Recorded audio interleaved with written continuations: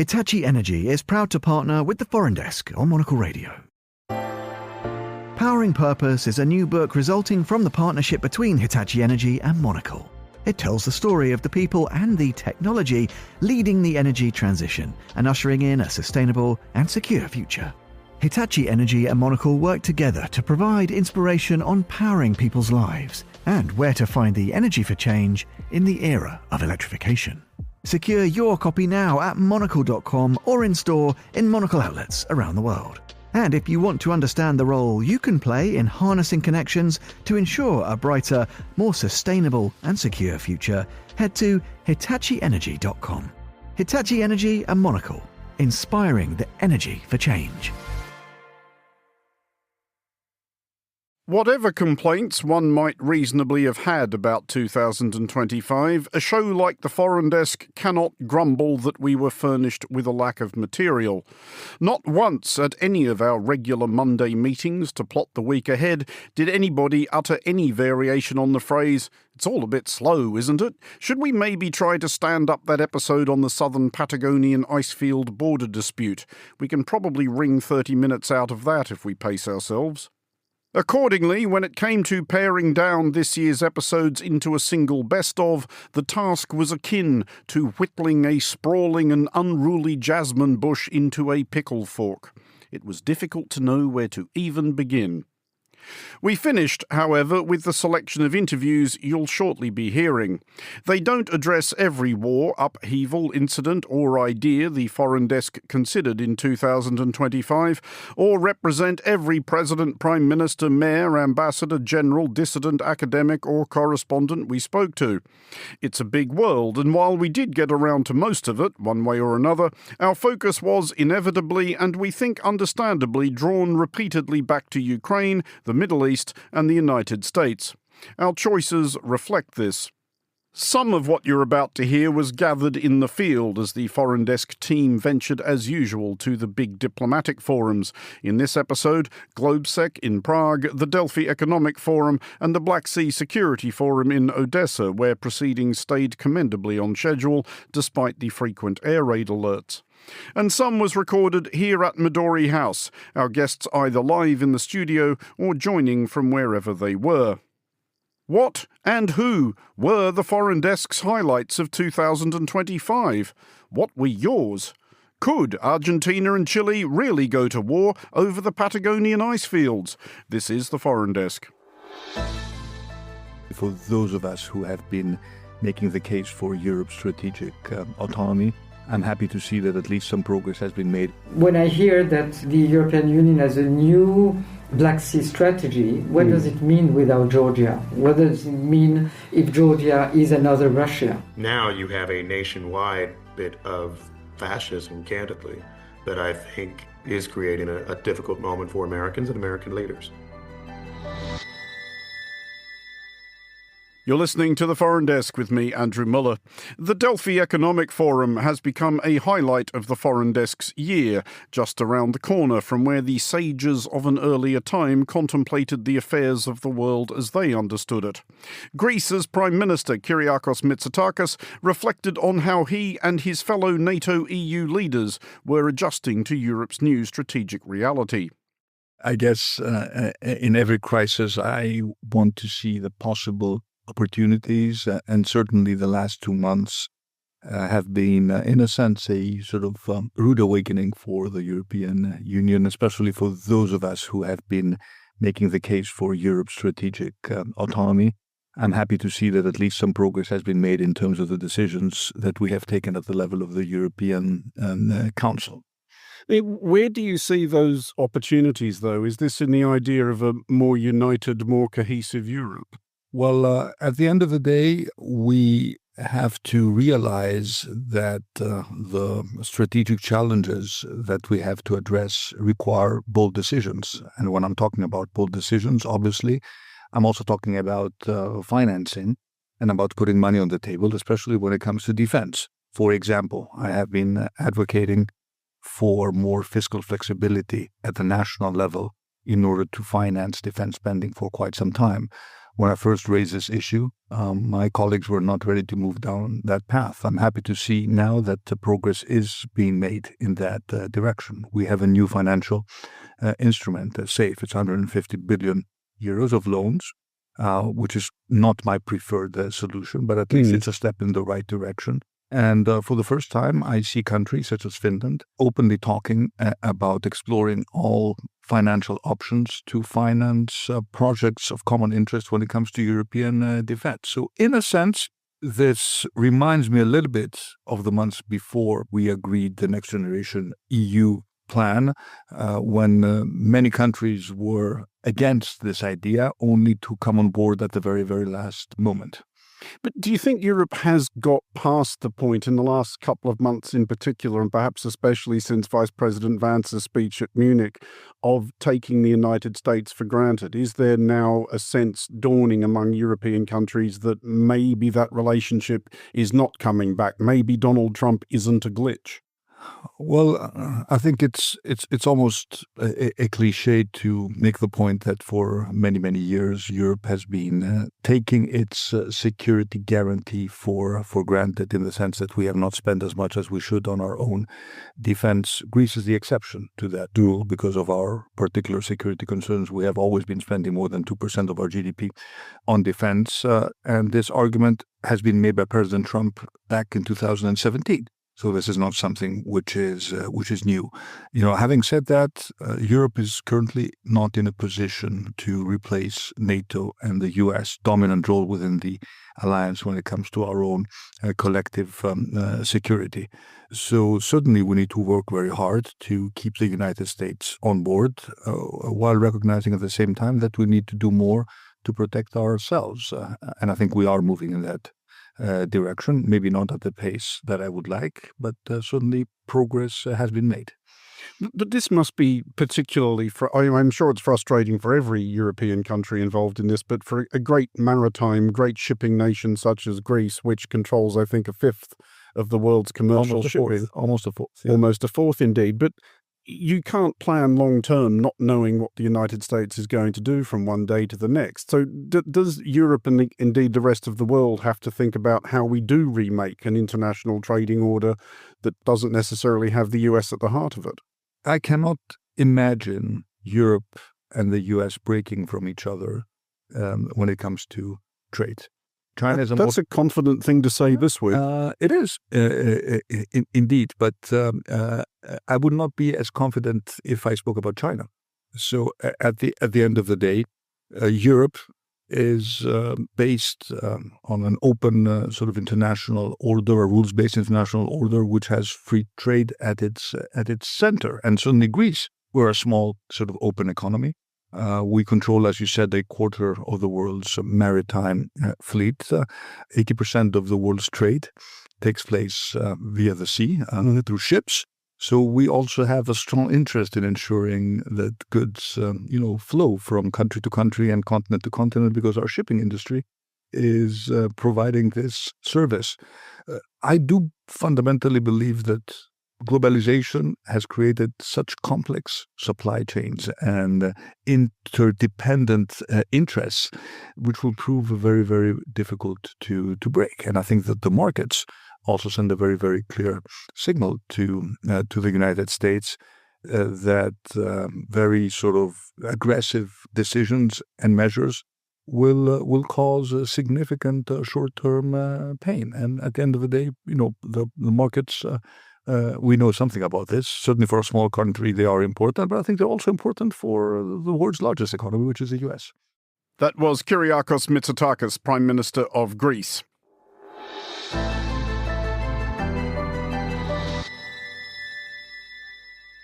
This is the Foreign Desk with me, Andrew Mueller. Ukraine's resistance to Russia's aggression was again a recurring theme of our shows. At the Black Sea Security Forum in Odessa, we met someone who has seen Ukraine's resistance up closer than most and has been fighting Russia longer than most. Mamuka Mamulashvili, commander of the Georgian Legion. I began by asking if Ukraine had been better and more quickly equipped, it actually could have won this war by now. I think Ukraine could win this war at the beginning of this war at all. So back in 2022? Yeah, 22, or if we would have more predictive politicians worldwide, we would win this war in 2014. Because that's when the war started, that's when the Georgian Legion came to support Ukraine, and that's when Russia invaded Ukraine. When it annexed Crimea and tried to annex other regions of Ukraine. So, unfortunately, nobody had a bravery to say that Ukraine is getting occupied every day. It was not on media for 24 hours, and nobody was saying that. So, there is a huge war actually in the middle of Europe. Because to be clear to our listeners, you've seen all this up close, right? You've been fighting against the Russians in Ukraine since 2014, and you fought against the Russians in various other places before then as well. But if we look at the situation right now, do you think this war is still winnable for Ukraine? And by that I mean under Ukraine's, I guess, maximalist ideas, the idea that Ukraine could get all of the Donbas territories back and could get Crimea back. Do you think that is actually militarily possible? It is militarily possible, I'm 100% sure. I'm a field commander, first of all, and me myself was participating in military operations for quite a long time to understand the real situation. So it is winnable and we are going to win it, but the price is not so expensive as, we think. It's a matter of money. It's a matter of supplying Ukraine with long-range weapons that can just stop Russia and stop Russia not only for assaulting Ukraine, for further actions against democratic world, for making terroristic organizations. We can stop them, and we can stop them in Ukraine. And every politician in the Western world should know that. Give Ukraine 2,000 missiles, long-range missiles, and Russia is going to stop for quite a long time. For European countries to regroup, and understand what was the real threat and existential threat for their countries also. So today we're paying Ukrainian lives, some Western money. Later, many European countries might pay their lives for being ignorant what is going on in Ukraine. And each of us has to choose the side, has to be on a side of good or bad. There is no other side. You cannot be somewhere in the middle. So 2,000 missiles, I don't think it's a big price for democracy to have equality in the world. So that's the message to European and general Western politicians. If they want to have democratic world, that they should pay for it with missiles right now, because later there will be more lives paying for that. I'm interested from the point of view of somebody who, such as yourself, has been fighting Russians for, decades, really. What sense have you ever got of what motivates their soldiers? Because we were talking last night about their, what have become known as meat assaults, just these hideous human waves of just sending such a mass of soldiers towards enemy positions that they hope some will get through. Do you think at all about the soldiers involved in those and why they're doing it? Are they just scared of the commanders behind them? Do they not know any better? I have my opinion on it all. Russia is the last barbaric country in the world that is using their soldiers as, just bodies. They have no price. They better lose 10,000 lives than 10 tanks. That's the principle they have. So actually, Russia is using huge meat assaults on our positions, and each square meter costs them many lives, and they don't really care about it. That's what Europeans, Americans should know, first of all. They will be further assaulting European countries, Baltic countries, in my opinion, first of all, NATO members, and they will not stop on Ukraine. Can this war actually be won, and if so, how quickly? This war can absolutely be won if we will be supplied with modern weapon, with everything we need, because it's a fight of quality with quantity. So if we get quality Western weapon, we're going to win this war maybe 3-4 months, and we're going to defeat Russia. And it is a reality. It's not something, taken from statistics, We know that Russia is well supplied, the Russian logistics is well supplied. If we will burn down Russian warehouses where they keep weapons with long-range weapons, Russia will understand that it is impossible to move, and they will be backing off every day. That was Mamuka Mamulashvili, commander of the Georgian Legion, speaking to the Foreign Desk in Odessa.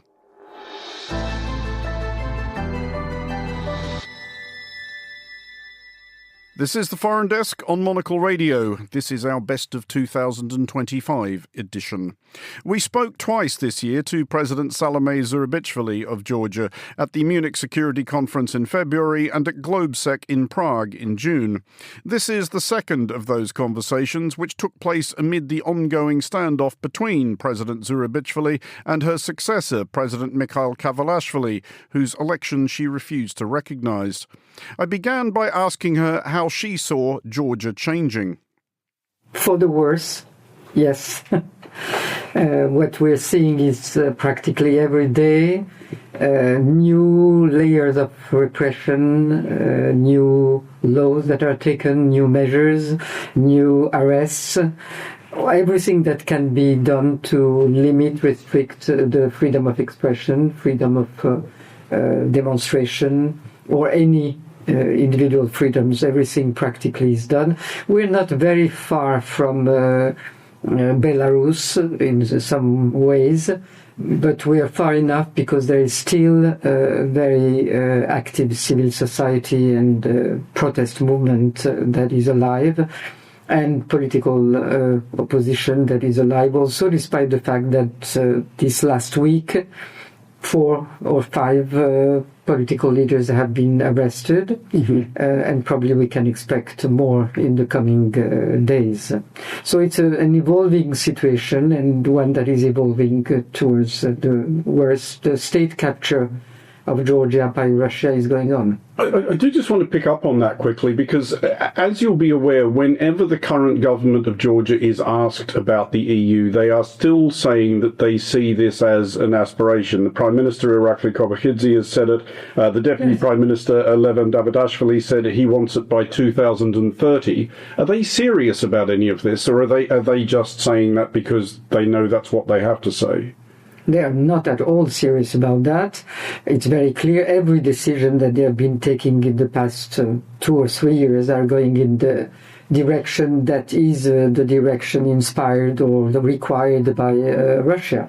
But they still need to take into account some part of their own supporters. And what we all knew about Georgia, which is that 80% and more of the population was in favor of the European integration, means that it's true also of their own supporters that are now supporting, for different reasons, the ruling party for personal interest or political interest, but they still want Europe.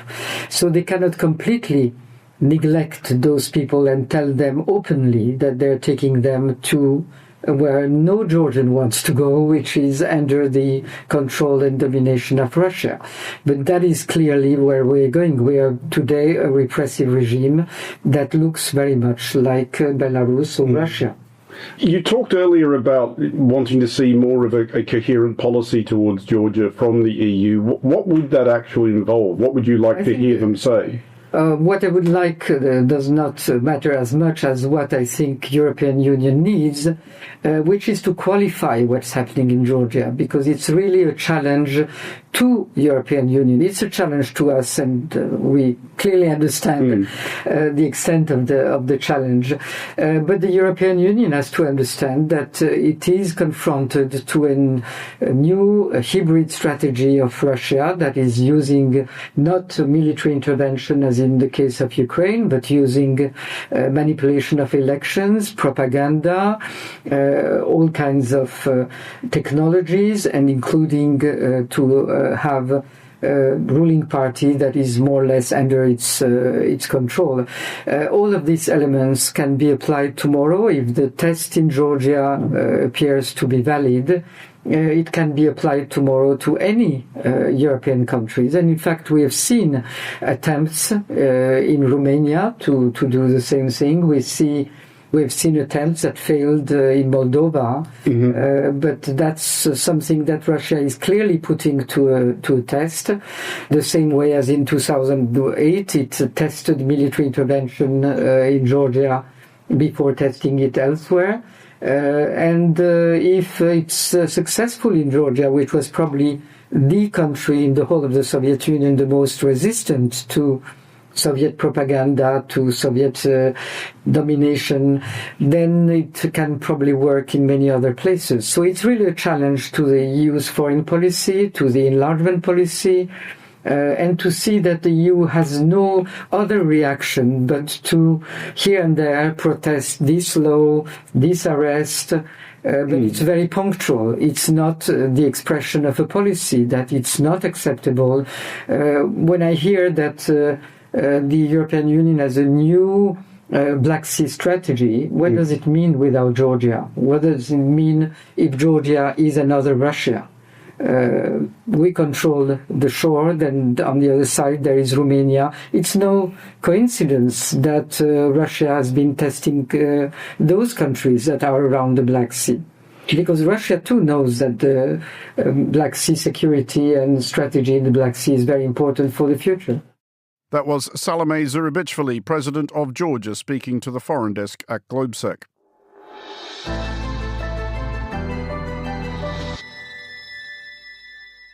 This is the Foreign Desk on Monocle Radio. In the Middle East, Israel's war against Hamas in Gaza and its enemies further afield might have approached the beginning of its end, but agreement, even coherent ideas about the future of Gaza and/or a Palestinian state remained elusive.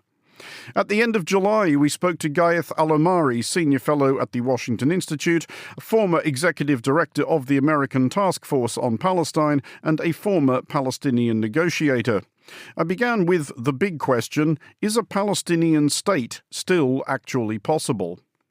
Absolutely. A Palestinian state is both necessary and possible. It's necessary because I just don't see any other way that you can meet the Israeli people's a legitimate right to have a state of their own, but also have the Palestinians have one. And it is possible because if you look at the practicalities, at the land, if you look at the map, there is still space, there is still contiguity. It's challenged, yes, but it's still possible. The biggest challenge right now is political rather than practical.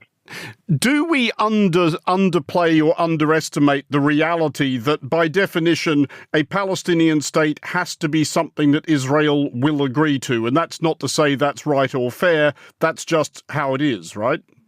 And first of all, you're absolutely right. Without Israeli agreement, an Israeli-Palestinian agreement, there can be no Palestinian state. If you look at security, though, you have to look at it at two different levels. A Palestinian state basically provides strategic security for Israel by ending this conflict. However, after October 7th, the Israelis, understandably, do not trust anyone with their security. So any Palestinian state will not only have to be demilitarized with enough military capabilities or security capabilities to deal with law and order, but not to threaten Israel. There also has to be international guarantees. In past negotiations, we talked about a role for NATO forces, a role for Arab forces, but ultimately without giving Israel all the security guarantees that it wants, and they are going to be high after October 7th, there'll be no Palestinian state.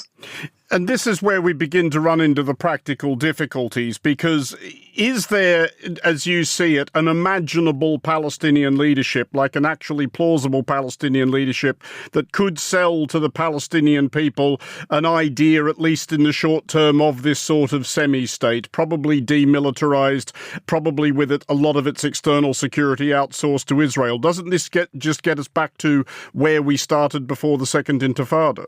Actually, not really. I mean, in many ways, in all previous negotiations, whether it was the late President Yasser Arafat or the current President Mahmoud Abbas in negotiating with Israel, they've accepted the idea of a demilitarized Palestinian state. And it comes from the understanding that having a military for a small, poor state like a future Palestinian state makes no sense. Who is this military going to defend the state against? Israel is much stronger. Jordan is not a threat. So ultimately, a full military is almost a vanity project. And there are many, many models around the world of demilitarized state who have their security guaranteed by others. And I would throw one last point. In most Arab countries, militaries are good for one thing, and that's mounting coups. And so it's a way of freeing up resources from the military into developing a future Palestinian state. But I think the symbolism of it can easily be sold. And when you think of where a Palestinian state might be, do you still think in terms of the Gaza Strip, the West Bank, capital in East Jerusalem? Does that strike you as non-negotiable? Absolutely. I think this is the minimum that the Palestinians will ever accept. And it really goes back to, you have to look at the Palestinian narrative and view of history. In the Palestinian narrative, the Palestinians have already made the major compromise back when they accepted the two-state solution. And so what you accept right now, what we call the 67 borders, West Bank, Gaza, East Jerusalem, is the minimum. Beyond that, it's not possible to sell it to the public. Now, of course, you can do slight modifications here and there to kind of account for reality, but this has to be the baseline. And by the way, this is not only a Palestinian demand. This is a demand of all of the Arab countries, and it has been consistently so. Just finally then, I think we've demonstrated fairly conclusively in a fairly brisk period that this is all going to be much, much easier said than done. But let's just assume hypothetically you were assigned a role in this process tomorrow. Where would you start? I would start with two things, maybe three things. One, on the Israeli side, I would start with, the principle of do no harm. Mm-hmm. Yes, we cannot get a Palestinian state tomorrow, but refrain from actions that will make a Palestinian state impossible in the future. That's settlement expansion. That's all of the talk of annexation. That has to stop. If that continues, there will be no two-state solution. Second, of course, you have to start to end the war in Gaza. In an ongoing war, there is no bandwidth, there is no desire, there is no trust, there is no willingness to engage in anything. This has to stop. But then I will have to start with building and reforming the Palestinian Authority. Without having a convincing government that can convince the Israelis that this government, Palestinians, can be a security partner, and that can convince the region that a Palestinian state will be successful, there will be no Palestinian state. So unless you engage in reform and institution building, I fear that any diplomatic process, any negotiations, any international conference will be nice, but ultimately ineffective and will not be translated into reality.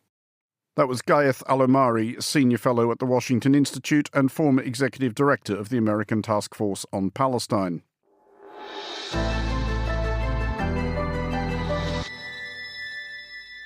This is the Foreign Desk on Monocle Radio, our Best of 2025 edition. In the United States, it was always likely that the restoration of President Donald Trump would revive his war against his largely imaginary internal enemies, and so it proved, with the Democrat mayors of America's big cities becoming a favorite target. We spoke to one of them, Quinton Lucas, mayor of Kansas City. I began by asking Mayor Lucas how concerned he was about President Trump deploying the National Guard. I think the president is still more of a showman and an entertainer than he has any interest in substance. And my view has been that the president is picking on the largest cities in America first. That's why you've heard discussion of Los Angeles and Chicago. Does he get to every Democratic city? I don't think there are enough National Guardsmen. I don't think there's enough energy and interest to do so. So we are operating day in and day out. And last week, I met with a group of Black mayors in America. You'll note that of the cities that have been attacked or under his interest, almost all of them have been run by a Black mayor. I was about to ask if you noticed a pattern emerging there. Yes, and I think we've all seen that. I talked to the mayor of Los Angeles last week, Karen Bass, who was noting that. We think we are getting picked on. You're hearing that now. And so, look, it is a broader concern, but I would say this very simply. They create very serious concerns, but they're not serious people. And so I do think the president will deploy on a whim. That being said, trying to predict what Donald Trump will do is in some ways like watching a play that I once enjoyed, The Madness of King George. And I think, frankly, that's what we're seeing in the U.S. now. I mean, do you have a plan or contingency in place in case one day President Trump does wake up and decide, you know what, I'm sending the National Guard and or federal troops to Kansas City? I already have started a process. I think last week I was on the cover of a fairly popular American daily, the New York Times, talking about how we do welcome cooperation. We do welcome collaboration with the FBI, with our drug enforcement agency getting fentanyl off of our streets, with the Bureau of Alcohol, Tobacco, and Firearms that is helping us get illegal guns off of America's street. That is the collaboration we want. So what we're really trying to do is say, rather than sending us National Guard, send us agencies that are helping our communities stay safe, fighting human trafficking, fighting drug trafficking. Whether that is effective long-term, one does not know, but thus far we have not gotten the attention and interest of the President of the United States. I want to go back to that point you were making about how he seems especially fixated not just on Democrat-run cities, but Democrat-run cities with black mayors. Does that strike you as something that he just perceives as electorally advantageous, or are you concerned that there's something more visceral and perhaps sinister going on there? I think it is just electorally advantageous. I will say this. I think Donald Trump is a man who was captured in 1985 in almost everything that he does, right? The gaudy gold, the Cold War that lives in his world, although he quite likes Russia. And I think his same view of the urban community. The New York City that he knows is the gritty New York City of the 1970s and 80s. It's a New York where blacks were, I think, openly seen as threats, and that is the rhetoric in which he exists and operates. It is not in any way reflective of the New York of today, a city that used to have 2,000 homicides a year and now is down to about 500. It's not reflective of integrated and diverse communities. And I think that is something that is inherent to who he is. I think that is something that is the inherent bias that he has. I'm not sure, however, if he's waking up saying, I want to be racist each day. I just think it's natural for him. I mean, do you have a different relationship? I mean, I guess it must be a closer relationship with Missouri's governor, who is a Republican, Mike Kehoe. You have been unhappy with him publicly about a few things, calling out the National Guard before anti-Trump protests in June. Is dealing with a Republican governor any kind of dress rehearsal for dealing with this federal administration, or is this federal administration something so completely different and bizarre that doesn't help? It is a good question. The biggest challenge in America right now isn't actually Donald Trump himself. It is his foot soldiers. It is people like Secretary of Health and Human Services Robert Kennedy Jr., and it is the governors around the country. Our relationship with our governor is a good one. That being said, when Trump barks, most Republicans in America throughout the states listen. And when he says jump, they all ask, how high? And so for me, probably the greatest challenge is getting through to our governor and saying, but our city actually needs this. We need guns off the streets. We need access to vaccines to make sure that we don't have a spread of polio, of all things, generations after it's largely been eradicated in the United States. And that is where I think we have the greatest concerns. And I would say this about my governor and many others.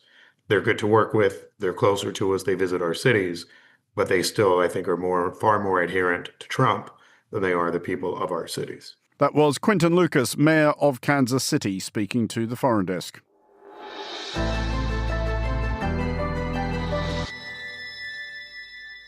This is the Foreign Desk on Monocle Radio, our Best of 2025 edition. We're always happy to see previous Foreign Desk guests again, but especially when we had every reason to believe we never would. In April 2023, the prominent Russian dissident Vladimir Kara-Murza was sentenced to 25 years in a Siberian prison colony. In August 2024, he was freed in a prisoner exchange. In November 2025, he was back at Midori House. I began by asking Vladimir why, despite the obvious risks, he went back to Russia. Russia is my country. It's my home. I love Russia. It's an amazingly beautiful country with a lot of talented people that just happens to be ruled by criminal, murderous, kleptocratic, KGB-led dictatorship. I want my country to be better than what it is today. And you know what? Unless we do something to bring about change, it's not just going to come on itself. I've been doing this for 25 years. I came to work with Boris Nemtsov at the end of 1999, almost 26 years actually already, more than a quarter of a century. I believe in what I do. I think this is the right thing to do. And I know my country can do better than this. And I've always believed that the only way politicians can really lead is by personal example. What right would I have to tell my fellow Russian citizens to stand up to the Putin dictatorship if I was too scared to do it myself? This just wouldn't work. A politician has to be in their own country. And another very important aspect to this, the Putin regime rules primarily through fear. Just like the Soviet regime before, this is the main tool of their political control. They want to make people afraid. And the only thing we can counter that with is to refuse to be afraid. To me, the most important lesson of the Soviet dissident movement was that fear, at the end of the day, is always a personal choice. And I believe that politicians have a duty, an obligation to show others that no, we should not be afraid.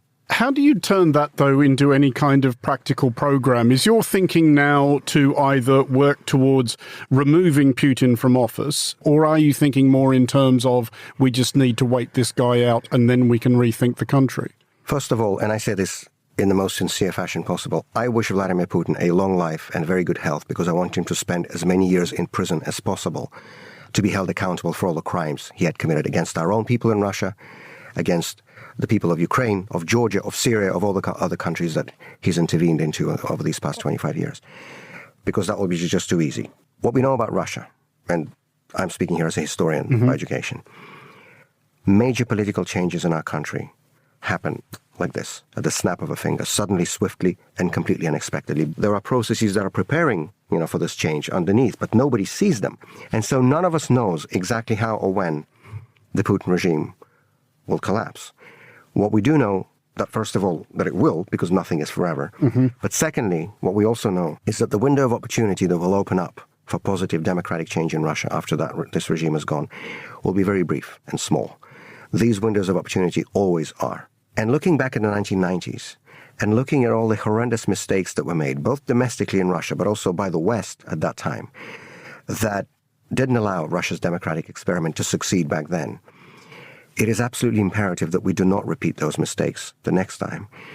Because, well, frankly, because Russia is just too important. As the world has been able to see in the worst possible way in these last 3.5 years, what happens in Russia affects everyone.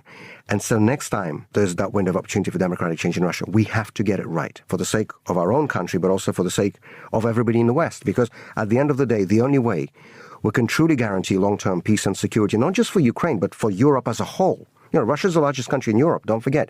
The only way we can ever have long-term peace and security on the European continent is with a democratic Russia, a Russia that will respect the rights and freedoms of its own people and that will respect the borders of its neighbors and the norms of international law. For as long as there's some kind of an aggressive, authoritarian, dictatorial regime in Moscow, Russia will continue to remain a threat, both to its own people and to the outside world. But how do you prepare for any sort of transformation that stops that being a problem? I mean, obviously, you're right. Obviously, what would be delightful is if, for example, Russia enjoyed the same relationship with, for example, the Baltic states as Germany now does with Belgium, the Netherlands and Luxembourg. 3 small countries next to a once predatory mighty power, but absolutely nobody thinks there's any chance there of history repeating itself. I think the best way is to look at the mistakes that were committed back in the 1990s, the last time there was this window of opportunity in Russia and it was missed, and not repeat them again. And there were just 2 major mistakes, in my view, both fundamental, one domestic, one international. The domestic mistake was the fact that Russia, after the collapse of the Soviet regime, never really went through this process that lawyers sometimes like to call transitional justice, but that is actually all about transparency and accountability. We know that any country that successfully transitioned from dictatorship to democracy has gone through such a process in different ways. In South Africa after apartheid, these were truth and reconciliation commissions. In Latin American states, after the fall of their military juntas, these were judicial tribunals. When evil is not publicly reflected on and publicly condemned, it is going to come back. And this is what we saw with Putin coming back to power just 8 years after the collapse of the Soviet regime. This mistake cannot be repeated next time. And the second mistake, and this is where the West comes in, this is why it's so important to be having this conversation in London and in other Western capitals. The second mistake that happened in the 90s was committed from the side of the West, and it was the fact that the West was not really ready, or perhaps not willing, to help and assist that nascent democratic Russia on its way to democratic transition. In the same way, it was ready to assist and help and welcome countries like Poland and the former Czechoslovakia and the Baltic states that you refer to. I have a lot of friends in the political circles in many Central Eastern European countries, and every one of them tells me how important it was for them back in the 1990s to have that promise of European and Euro-Atlantic integration as the most powerful incentive imaginable to persevere with and complete these difficult democratic reforms. Václav Havel, when he spoke to the American Congress in February of 1990, described the whole process of post-communist transformation in Czechoslovakia as our return to Europe. This was his phrase. This was important for people. Russia never really had that promise. That was Vladimir Kara-Murza, the leading Russian dissident, speaking to the Foreign Desk earlier this year.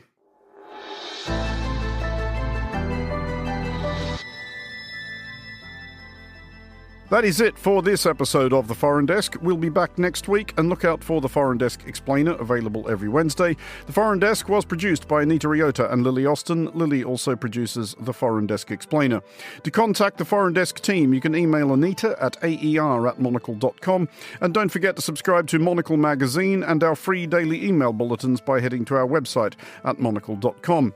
From me, Andrew Mueller, thanks very much for listening to us in 2025, and do join us again next year.